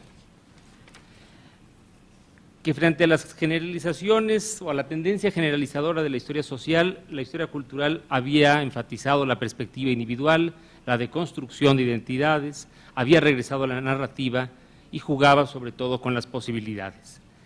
Y esta autora, que se decía, y me parece que sigue diciéndose, historiadora social y cultural, reconocía que esa transformación de los 80 le había inyectado cierta frescura a la historia social. La tendencia entonces, no de ir a la historia social, ella decía, no era porque fuera más fácil, ¿no? Porque las fuentes fueran más fáciles, eso le parecía estúpido. Lo que le parecía era que la necesidad de revitalizar, flexibilizar o refrescar la investigación era imperiosa. Y entonces reconocía, digamos, esa importancia, pero al mismo tiempo llamaba la atención sobre el peligro que advertía en muchos trabajos de historia cultural. Sentía que tendían a escribir sin reglas, que se podía caer en individualismos, que faltaba muchas veces una base explicativa y que a veces los resultados eran monografías inconexas que parecían pues muy difíciles de ser relacionados. Incluso decía, le parecía que a veces se daba demasiado énfasis a los casos límites y se descuidaba lo normal, ¿no? O la normalidad. En general hay ciertos elementos con los que no coincido en la percepción de la autora, pero me parece que a 10 años convendría reflexionar y ver qué se está haciendo en el mundo y qué se está haciendo hoy en día en México en esta materia. Me da la impresión de que se ha cortado la brecha que se veía con cierta nitidez hace 10 años y que las escuelas, si es que así lo podemos llamar, comienzan a entenderse mejor y empezamos a caer menos en este problema de quién está haciendo historia social, quién está haciendo historia cultural, y creo que en realidad estamos haciendo algo conjunto. Las ponencias que aquí se presentaron me parece que satisfacen con creces lo que voy diciendo, y no solo porque lo hayan logrado hacer o no en estos escasos minutos que tenemos, sino porque el texto que presentaron y los textos que conozco que han realizado sus autores, pues evidentemente no solamente se concentran en esta perspectiva social, si es que lo podemos entender en una forma más generalizante, sino también en rescatar con mucho cuidado las perspectivas individuales. Bueno, la ponencia de Raquel Huereca me parece que equilibra de manera ejemplar la rebelión y la colaboración en la población indígena y nos permite dejar de ver a los indios como objetos en un sistema colonial y empezar a entenderlos como sujetos activos. Esto es algo que se viene haciendo desde hace mucho tiempo, pero este continuo abandono de categorías simples es lo que le permite a la autora no solamente mostrar estos elementos de participación de los indios en las milicias reales, sino verlos finalmente como sujetos activos que toman estrategias diferenciadas según momentos y situaciones particulares. Ella busca el conflicto siguiendo los trabajos de Felipe Castro, reconoce que en muchos aspectos son una colectividad agraviada y no dejan de serlo ni siquiera cuando colaboran con la autoridad real, pero también encuentra que ese conflicto no necesariamente se traduce en motines, sino que puede haber muchos otros vehículos de protesta. Y aquí vuelve a haber una conexión con la historia cultural cuando nos habla de símbolos, de discursos, de representaciones, y cuando discute también cuál es la representación que los indios tienen del rey y cuál es la representación que los indios tienen de su propia participación en las milicias. Y aquí entramos de nuevo en una cuestión de percepciones, que eso me parece que lo mostró de una manera muy interesante. ¿Qué es lo que la corona espera de los indios que entren a las milicias y qué es lo que los indios esperan de su participación en las milicias? De aquí, evidentemente, van a surgir varios malentendidos que se traducirán después también, en algunos casos, en nuevas rebeliones. De modo que el indio leal con la corona vuelve a ser de pronto un indio rebelde, ¿no? Entonces, en este juego de negociación, estamos realmente entendiendo o entrando a unos fenómenos que me parece que pueden incluso, rebasando la posibilidad, las posibilidades de estudio de las comunidades indígenas, nos puede llevar a casos particulares que merecerían una atención particular. Por lo mismo me parece que encaja bastante bien con la ponencia presentada por Álvaro Alcántara, quien se centró en esta ocasión en el conflicto también, pero no solo en el conflicto del motín de Cayucan. Claro que aquí ya no lo pudieron ver, pero en la ponencia también Álvaro desarrollaba mucho la participación no de los indios, sino de los mulatos en las milicias, y trataba más o menos de explicar, creo que había bastantes coincidencias en esta serie de expectativas que tienen los mulatos sobre cuál es su participación en esto que podría hacerlos pasar como los sujetos más leales, ¿no?, a la corona, y sin embargo, pues vemos que desde su perspectiva se trata pues de un arreglo que exige una serie de privilegios y exigencias que, si no son cumplidas, pueden llevarlos a actuar de manera pues muy distinta. Pero el elemento central de la ponencia de Álvaro me parece que es justamente el cuestionamiento de este etos rebelde, como él lo llama, dejar de pensar al indio como un rebelde por sí mismo y empezar a entenderlo, bueno, lo están haciendo muchos autores, desde una perspectiva compleja. Y esto evidentemente nos lleva a descartar las explicaciones fáciles y simples y echar mano de documentación judicial desde una combinación de enfoques. Romper el esquema de culpabilidad, no ver a los indios en una resistencia plena, tal vez sí como agraviados, y entender entonces que sus acciones o actitudes de rebeldía, como los podríamos entender, pueden ser también interpretadas de una manera distinta. Hay un caso que aquí ya no dio tiempo tampoco de exponer con amplitud, a lo mejor podría Álvaro hablar un poco de esto, pero hay un caso muy particular en que los indios son descritos como amotinados, se describe un motín por parte de las autoridades, pero Álvaro nos demuestra que en realidad si no hubieran fallado las armas de las milicias que estaban tratando de reprimirlos, de reprimir algo que no era exactamente un motín, tal vez en lugar de motín hablaríamos hoy de algo muy distinto, ¿no? En fin, quizá por ahí podríamos hablar de eso. Es decir, ¿quién es el que está dando la noción de motín y en qué manera los historiadores debemos o no apropiarnos de esto? En mi caso particular, que ahora estoy trabajando las conspiraciones, esa es una de las cosas que me obsesionan, ¿no? Es decir, no tomar estos elementos desde el principio, aún con el ánimo de resignificarlos, pero no asumir de entrada que los individuos o sujetos históricos que estamos estudiando merecen una definición de antemano, a priori, ¿no? Es decir, son rebeldes, son insurrectos o son conspiradores. Bueno, finalmente, aquí, claro, podríamos citar muchos otros trabajos sobre motines que creo que también aportan mucho esto, ¿no? Sobre todo pensaba en los trabajos de Natalia Silva, magníficos, sobre el motín de 1692, que me parece que también nos sugieren mucho la necesidad de hacer este ir y venir de escalas, que creo que ese es uno de los grandes legados de esa revolución historiográfica a la que me refería antes, ¿no? Esta capacidad de ir de lo general a lo particular y regresar, como creo que lo estamos haciendo también ahora, a la sociedad en un sentido mucho más complejo. Finalmente, Luisa Rioja vuelve a discutir, me parece, la complejidad de la sociedad a partir de fuentes que se conocían de hace mucho, que coincidieron mucho con las que Michel Bertrand nos hablaba en la mañana, justamente fuentes que nos dicen mucho de la ciudad, que son fuentes indispensables para hacer una nueva historia urbana que se antoja necesarísima. Si lo hace Luis para el caso de Oaxaca, deberíamos estarlo haciendo para otros lados. En el caso de la Ciudad de México hay varios autores, pienso en Marcela Dávalos, pienso en varios otros que están trabajando en distintos fenómenos sociales de una manera compleja. Pienso en el libro coordinado por Felipe Castro, que tiene artículos muy ricos que muestran también esta presencia indígena que había sido bastante soslayada dentro de las historias tradicionales de la ciudad.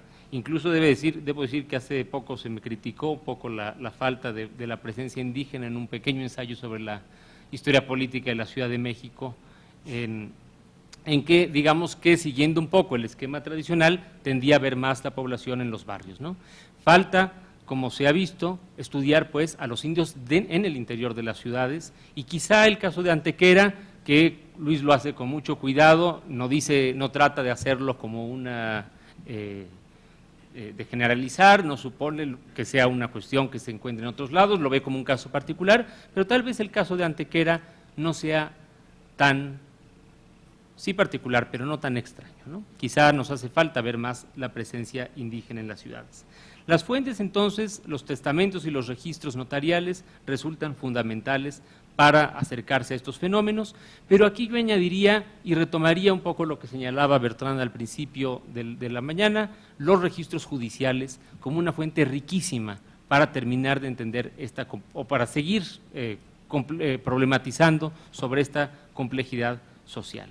Y en este sentido, creo que las investigaciones sobre bases judiciales nos puede dar o nos puede aportar en muchos de estos casos, como lo hemos visto en las ponencias anteriores, ese elemento quizá más microscópico que nos permite un análisis más detallado y que nos haría o nos permitiría jugar un poco entre lo general y lo particular.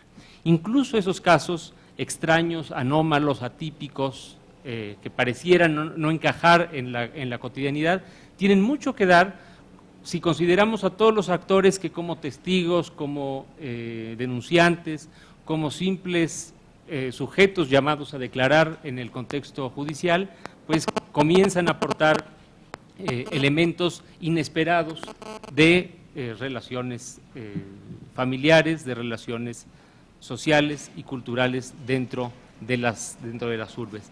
En ese sentido, la única, digamos, o me gustaría plantear un poco la discusión en este sentido, reunir algunas preguntas que pueden haber surgido de las tres ponencias.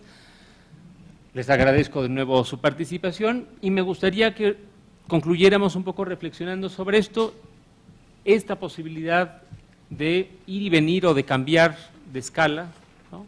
Ir de lo microscópico a lo general, hasta qué punto las historias de caso, que sé por ejemplo que en el caso de Raquel en la rebelión de Tututepec están vistos y analizados con sumo detalle en ciertos casos, están también en juego o pueden entrar dentro de esta nueva historia social si es que le tenemos que dar algún título, y si no, simplemente en esta historia que estamos haciendo, no sé cómo se definan ustedes, si sociales, culturales, o si no les importa, en mi caso particular no me importa, pero esa sería un poco la duda puesta en la mesa, y dejo también al público pues que exprese sus propias interrogantes. Muchas gracias.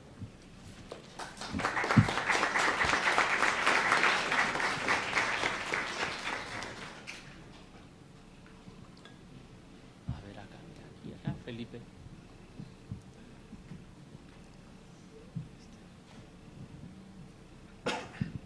Gracias.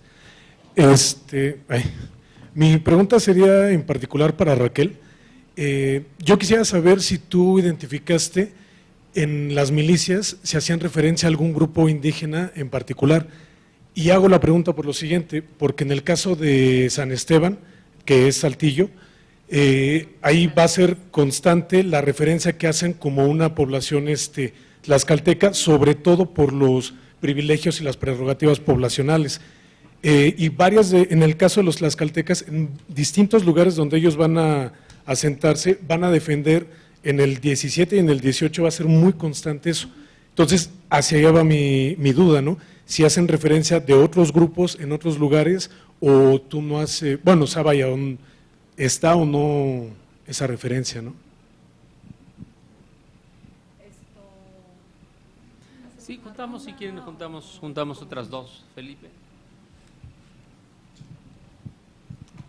Bueno, yo quisiera felicitar a los organizadores por la convocatoria de esta mesa, que aparte de las interesantes ponencias nos permiten discutir asuntos que aparecieron desde la presentación inicial de Sonia Pérez Toledo y que han estado subyacentes a varias intervenciones.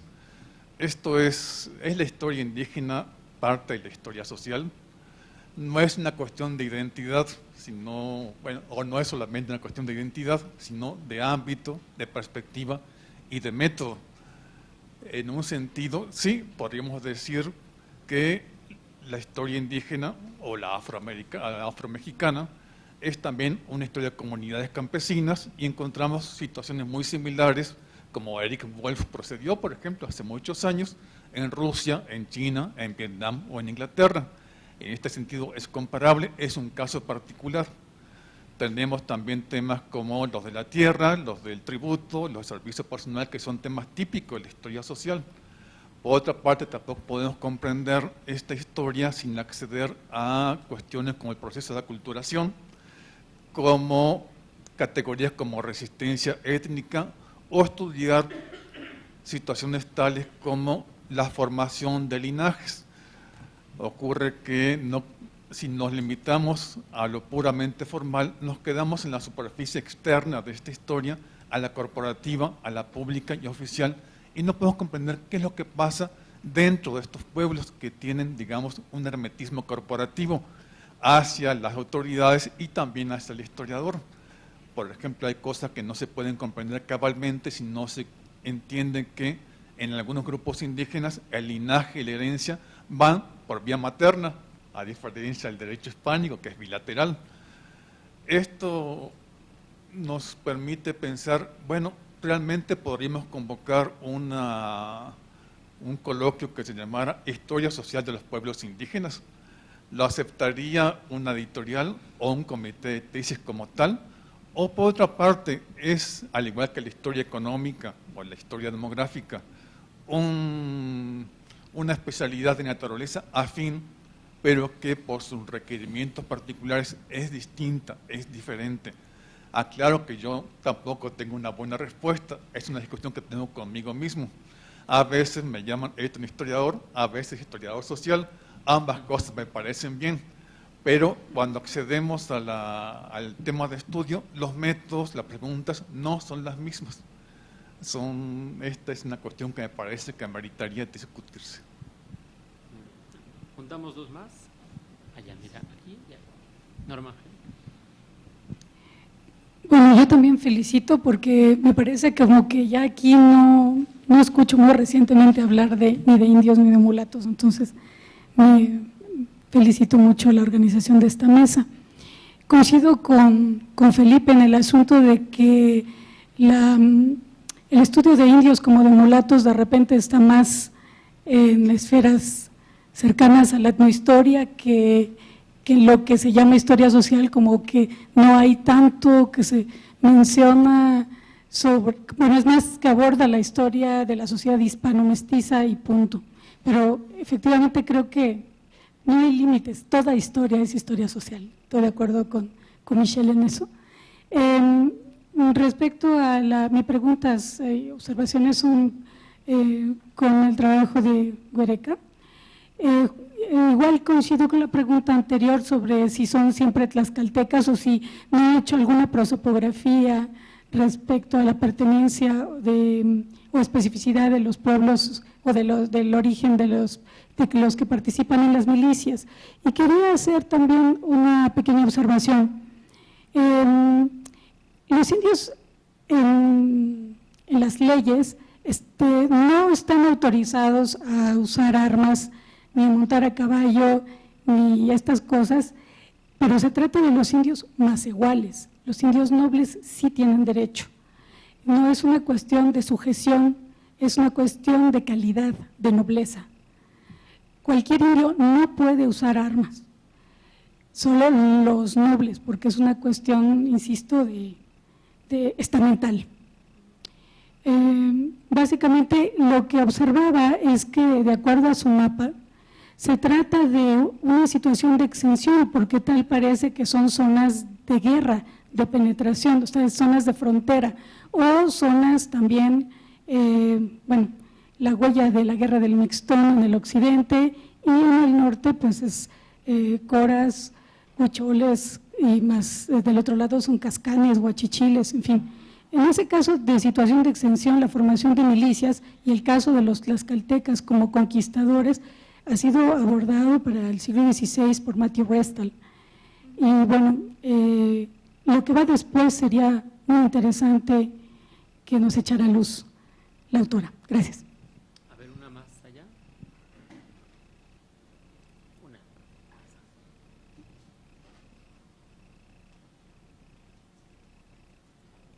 La chica de azul. Bueno, pues agradezco la organización y la invitación a estas mesas que son muy, muy interesantes. Mi pregunta es básicamente para Álvaro Alcántara López y es la siguiente: ¿de qué forma afectaron la vida cotidiana las manifestaciones de inconformidad social y cuáles fueron los mecanismos de control que aplicaron las autoridades? Evidentemente considerando que la red geográfica de unión comercial fue el agua o la hidrografía. Esa es mi pregunta. Gracias.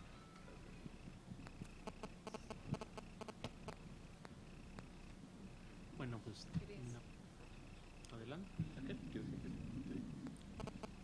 ¿Quieren que empiece? Pues empiezo. Bueno, yo creo que lo que el doctor Felipe Castro plantea, pues es, como él bien dice, pues la pregunta de los 64,000 es una pregunta, ¿verdad?, que convoca muchos esfuerzos. Yo en realidad también,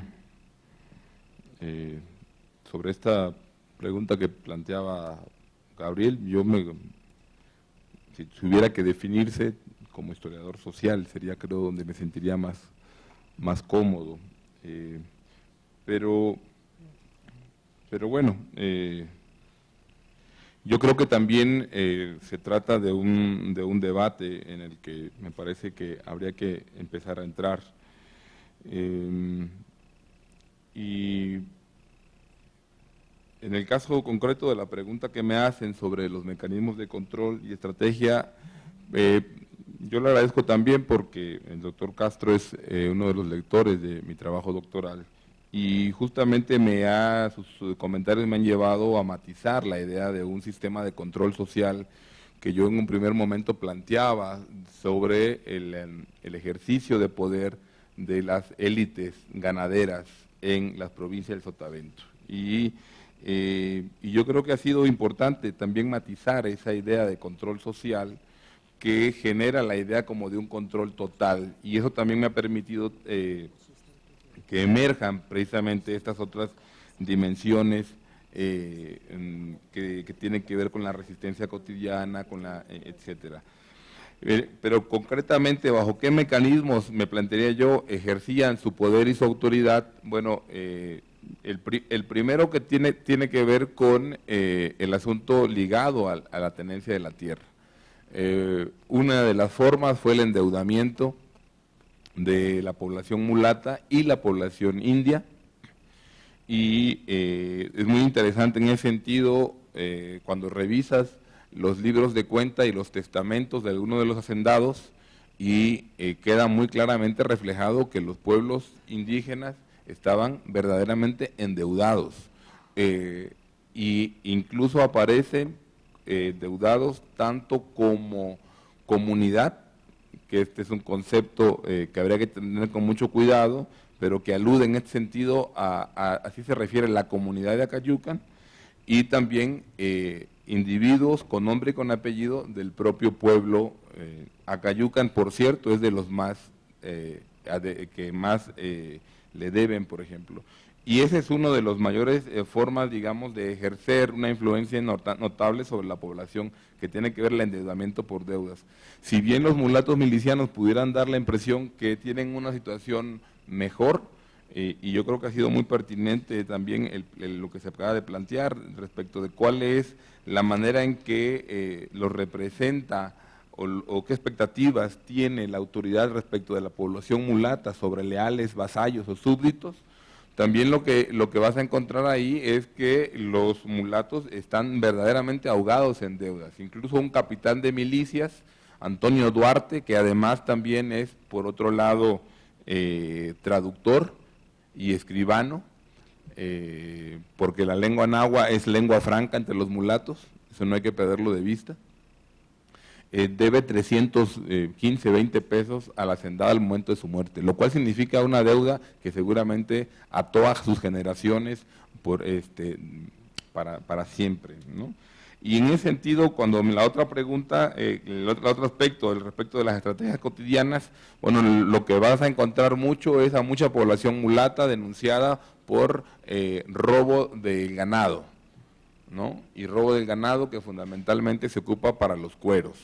Lo que vas a encontrar también es el crecimiento, y no lo mencioné hace rato, pero va a crecer la industria azucarera local, y va a haber también mucha venta de alcohol y mucha introducción de alcohol y mucha circulación de alcohol. Así como los alcaldes y curas encuentran en el alcohol una manera, digamos, de dominar a la población, también ellos, sobre todo la población mulata, encuentra en los chinguiritos y en los trapiches locales una forma también de burlar. El otro tema fundamental es el tema del contrabando, que aquí no mencioné, en el que están, por supuesto, vinculados los pueblos indígenas, sus gobernadores y sus caciques. Eso, ahí no hay duda, y eso lo demuestran muy bien las cuentas de las cajas de comunidad, que muestran cómo las cajas de comunidad de los pueblos que controlan los accesos a las lagunas y a los ríos de la región son los que tienen la mayor. En fin, me podría alargar, pero no quisiera abusar de la palabra de mis compañeros. Sí, bueno, sobre este asunto de si la historia indígena es o no historia social, bueno, en realidad creo que estamos de pronto... No, yo como Gabriel, perdón, me da un poco lo mismo. Si podría inventar la categoría de historiadora sociocultural y se quita uno de problemas y abarcas las dos. Pero estamos de pronto presuponiendo, creo, que la etnicidad está condicionando o permeando las respuestas indígenas, y quizá no sea de esta manera. Es decir, si estudiamos a la élite novohispana española, se trata de historia social, pero si estudiamos a la élite indígena novohispana es historia cultural, es etnohistoria, y de pronto resulta que las problemáticas entre ambas no son tan lejanas y que incluso los discursos son compartidos, ¿no? En el caso de las milicias indígenas, a mí me queda muy claro, o he podido ver cómo el discurso de las milicias indígenas es muy similar al discurso de la nobleza española en relación con los méritos y con los privilegios, es decir, con la ayuda que tanto la nobleza, por ejemplo, castellana, la ayuda que esta nobleza ha prestado al rey en el aumento de sus territorios, en la conservación de la paz y en la difusión del cristianismo, es exactamente el mismo discurso que enarbolan las milicias indígenas en relación justamente con la forma en que ellos han contribuido a extender los dominios del rey, a difundir la fe cristiana, y tanto la nobleza indígena como la nobleza española se están definiendo a sí mismos, las milicias indígenas como las milicias españolas se están definiendo a sí mismos como leales vasallos y como cristianos. Entonces, es esta separación tan de pronto artificial que hacemos, quizá obedezca a lo que justamente Álvaro mencionaba en su ponencia, que es reproducir el lenguaje del poder, ¿no? Es decir, reproducir una diferenciación étnica, que evidentemente también es una diferenciación que opera en términos jurídicos, pero que en la documentación en la práctica nos muestra que las problemáticas se comparten, ¿no? Entre tanto indígenas como otros grupos sociales novohispanos. En relación con el asunto de si se trata solo de milicias tlaxcaltecas, no. Sí hay algunos, particularmente en estas famosas 5 colonias que se fundan en 1592, sí desarrollan muchas de ellas milicias. El caso de San Esteban es paradigmático, sí son milicias tlaxcaltecas, que además es una colonia que va a desplazar al resto de los pueblos indígenas de la región, o digamos, no opera como este ideal de incorporar a los indios locales a la vida en policía, siguiendo el ejemplo de los tlaxcaltecas, sino que los van a desplazar, y estos grupos, estos pueblos de indios, chichimecos, van a desaparecer. Pero no es el único caso. En el caso de Colotlán, en el caso de Sonora tenemos, por supuesto, milicias yaquis, milicias de pimas, milicias de ópatas. En el caso de Colotlán encontramos milicias de huicholes. Es muy curioso porque los tlaxcaltecas fundan esta colonia en Colotlán y su objetivo es reducir a la vida cristiana justamente a los huicholes, a los tepecanos, a los coras, y resulta que una vez reducidos los huicholes, los tepecanos e incluso los coras se convierten también en milicianos y desarrollan su propia estructura de milicias. Entonces, digamos, no es un asunto exclusivo de los grupos tlaxcaltecas, y bueno, depende mucho de la región. En la costa michoacana tenemos grupos nahuas. En el caso de Villa Alta se trata es un caso, digamos, muy estudiado también, en el que se trata de nahuas que llegan como conquistadores, y una vez lograda, digamos, la pacificación parcial de la región, se quedan como pobladores y se constituyen en una fuerza armada al servicio de la escasa población hispana. En efecto, se trata de una situación de exención que en muchos casos está relacionada tanto con la problemática fronteriza como con la escasez de población española, es decir, estas regiones en las que el dominio colonial es bastante endeble, y por eso hablaba yo de una forma, digamos, suave de incorporar a estos indios de manera nominal al orbe cristiano, convirtiéndolos en milicianos, aunque en la práctica ni tributan ni prestan servicios personales. Digamos que su contribución es mantenerse armados como lo han estado siempre, ¿no? Entonces, por eso hablo justamente de un dominio en principio nominal, ¿no? No sé si con eso. Nada más para agregar, en el caso del Sotavento, las milicias de pardos y mulatos, existen varias denuncias, porque cuando se empiezan a dar las revisiones de esas milicias, después de la década del 80, encuentran a bastante población indígena allí. Recuerdo el caso concreto de Medellín, recuerdo el caso concreto de Tlacotalpan, recuerdo el caso concreto de Chinameca, en la provincia de Acayucan, y Acayucan mismo. Y podría decir, a riesgo de sonar hasta cursi, que resultan muy bonitas las peticiones que hacen estos personajes para ser restituidos en la milicia, y en algunos casos se anexa incluso una suerte de hoja de servicio para mostrar cuán fiel y cuán vasallo a la corona y al rey se ha sido. Entonces también, pues evidentemente, estas también definiciones o distinciones entre indio y mulato asociado a identidades fuertes o duras habría que estar matizadas, y muchos casos de la historiografía regional lo muestran. Y en el Sotavento, lo que les decía yo, el hecho de que los pardos y mulatos funjan como intérpretes está planteando que el náhuatl es, o la lengua mexicana, como también se le designa, está funcionando como una lengua franca en la provincia. Bueno, no sé si todavía podemos tener unos minutitos. Si son preguntas breves, podemos recoger 2 más. Había alguien por aquí que quería preguntar algo. No sé si hay alguna otra. A Rafael, 2. A ver, muy breve, ¿no? Hola, buenas tardes. Bueno, mi pregunta era más que nada la relación existente entre los afrodescendientes y los indígenas de las milicias, porque recuerdo, bueno, si gustan corregirme, que José Antonio Gay marca que cuando en 1811 hubo esta revuelta en Jamiltepec, fue con indígenas, y de ahí se creó una milicia de afrodescendientes, y ellos decían que se manejaban por una venganza hacia los indígenas. Entonces me queda esta duda, ¿cuál es la relación que existía ahí? Ok, las dos últimas aquí, por favor.